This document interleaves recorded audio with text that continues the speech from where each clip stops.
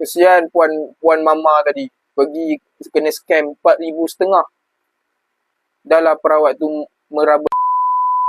Tak apalah tuan-tuan.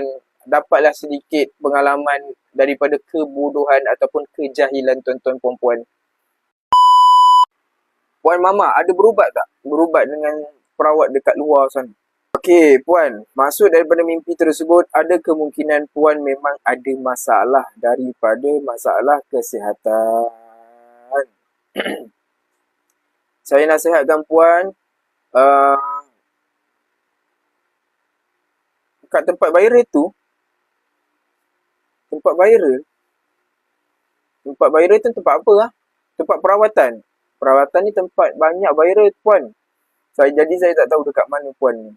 Tapi saya nasihatkan kepada puan untuk dapatkan produk rawatan kita.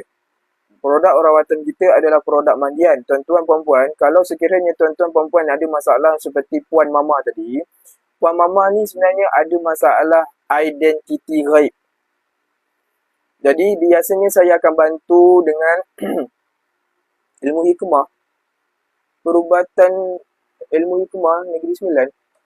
Oh, yang duk apa tu? Ya Allah. Puan, yang apa tu? Perawat yang merawat.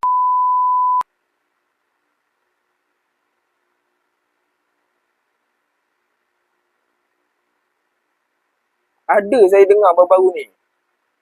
Okey, puan okey lah. Dekat tempat tu. Berubat dengan orang tu okey lah. 45K.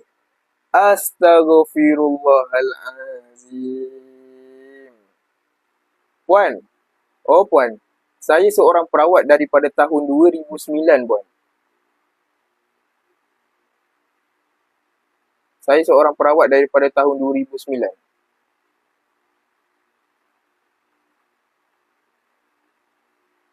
Saya puan tahu? Puan tahu?